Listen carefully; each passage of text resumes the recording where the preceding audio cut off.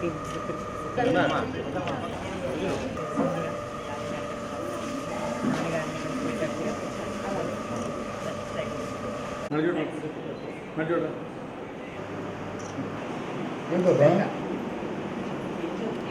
Doctor Sindhura Narayana.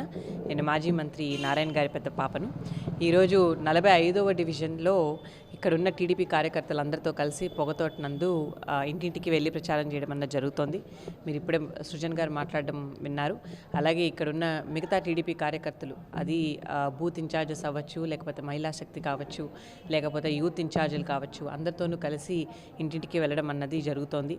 Almost ఇక్కడ ఒక 4000 houses పైగా కవర్ చేస్తున్నామండి గత 2 monthsగా.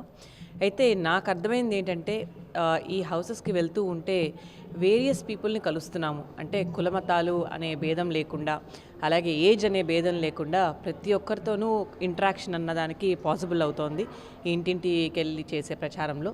దానిలో డిఫరెంట్ ఏజ్ గ్రూప్స్, అది వృద్ధులు అవ్వచ్చు, పెద్దవాళ్ళు అవ్వచ్చు, లేదా మిడిల్ ఏజ్ గ్రూప్ వాళ్ళు కావచ్చు, లేకపోతే యంగ్స్టర్స్ కావచ్చు, ఇప్పుడే గ్రాడ్యుయేట్ అయ్యే వాళ్ళు, లేకపోతే గ్రాడ్యుయేట్ అవ్వబోతున్న వాళ్ళు అయి ఉండొచ్చు, లేదా చిన్నపిల్లలు అవ్వచ్చు. ఏ ఏజ్ గ్రూప్ తీసుకున్నా కూడా వాళ్ళకి వేరే వేరే సమస్యలు ఉంటున్నాయి. అది చాలా అన్ఫార్చునేట్ సిచ్యువేషన్. వృద్ధులు కానీ తీసుకున్నట్టయితే వాళ్ళకి పెన్షన్లు అన్నది ఈ గవర్నమెంట్ గత 5 ఏళ్ళుగా ఇస్తున్నామని చెప్తున్నారు. కానీ ఏదో ఒక రూపంలో ఏదో ఒక చిన్న చిన్న సాకులు పెట్టుకొని వాళ్ళకి ఆ పెన్షన్లు అన్నవి ఎగ్గొడుతున్నారు. ఒకసారి ఏమో మీకు ఎలక్ట్రిసిటీ బిల్ ఎక్కువ వస్తుందని ఎగ్గొడుతున్నారు, ఒకసారి ఏమో మీకు ఎక్కడో ఆస్తులు ఉన్నాయని చూపించి ఎగ్గొడుతున్నారు. వాళ్ళు మాకు వచ్చేదే ఆ చిన్న అమౌంట్ అమ్మ, మాకు వాళ్ళు ఫిజికలీ హ్యాండిక్యాప్డ్ అయి ఉండొచ్చు, లేకపోతే వృద్ధులు ఉండొచ్చు, వాళ్ళు అసలు కదలలేని పరిస్థితుల్లో ఉన్నారు. మేము వెళ్ళి ఆ పెన్షన్ కలెక్ట్ చేసుకోవడమే మాకు చాలా కష్టం. ఇంకా మా చేత ఇంత పేపర్ వర్క్ అవి ఇవి చేయిస్తున్నారు, అయినా చివరికి డబ్బులు రావట్లేదు. ఎంత కష్టమో ఆలోచించండి అని వాళ్ళు వాపోతున్నారు. లక్కీగా మనకి తెలుసు ఇంకొక 1 monthలో ఎలక్షన్స్ ఉన్నాయని, చంద్రబాబు నాయుడు గారు రాబోతున్నారని. ఆయన ఒక్కటే ప్రామిస్ చేశారు, ఇప్పుడు ఇచ్చే ప్రభుత్వం మనీ కన్నా 3000 రూపీస్ కన్నా ఆయన 4000 ఇస్తామన్నారు.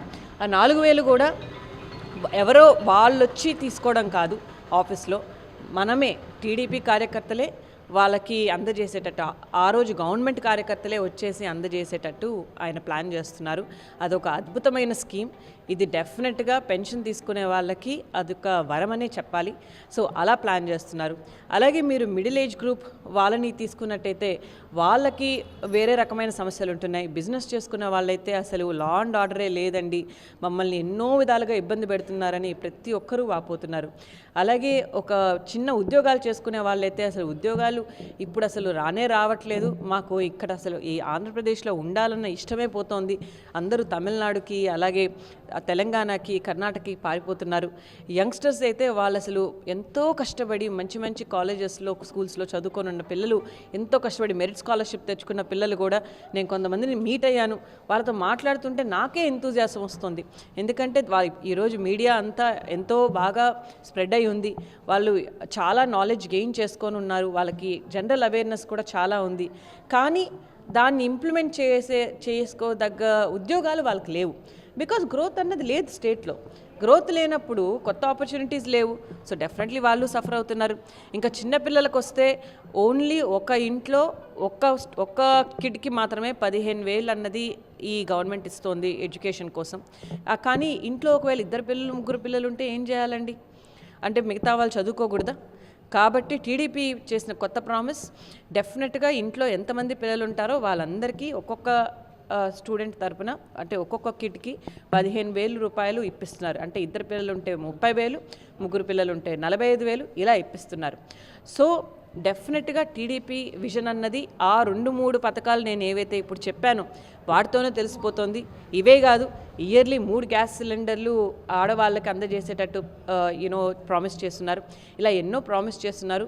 ఆల్రెడీ మీ అందరికీ తెలుసు, 2014 నుంచి 19 వరకు నారాయణ గారు ఇక్కడ నెల్లూరు నుంచి ఎమ్మెల్యే కాకపోయినా ఇక్కడ ఎలాంటి మంచి పనులు చేయించారో, అది అండర్ గ్రౌండ్ డ్రైనేజ్లు అయితే కానివ్వండి, అన్నా క్యాంటీన్లు కానివ్వండి, లేదా బారాషాహిద్ దర్గా కానివ్వండి, లేకపోతే షాదీ మంజిల్ కానివ్వండి, పార్కులు కానివ్వండి, అంగన్వాడీ వర్కర్స్ని డెవలప్ చేయడం కానివ్వండి, ఏదన్నా కానివ్వండి, డెఫినెట్గా ఆ పనులన్నీ ఈసారి ఎలక్ట్ అయిన తర్వాత పూర్తి చేస్తారు. టిట్కో ఇల్లులు కానివ్వండి, ప్రతి ఒక్కరికి ఇల్లు, దోమలు లేని నగరం, మంచినీటి సరఫరా, ఈ 3 డెఫినెట్గా వచ్చిన వెంటనే చేయిస్తారు.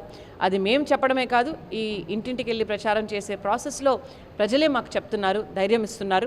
ఈ 1 మంత్లో డెఫినెట్గా టీడీపీ వస్తుంది, అత్యధిక మెజార్టీతో వస్తుంది. నారాయణ గారు ఎమ్మెల్యేగా మంచి మెజార్టీతో విన్ అవుతారు. అలాగే వేమిరెడ్డి ప్రభాకర్ రెడ్డి గారు కూడా ఎంపీగా నెల్లూరు నుంచి డెఫినెట్గా మంచిగా విన్ అవుతారు. అండ్ టీడీపీ ప్రభుత్వం మళ్ళీ ఫామ్ అయ్యి మన కష్టాలన్నీ తీరుస్తుంది. మంచి ప్రోగ్రెసివ్ స్టేట్గా ఏపీ తయారవుతుంది.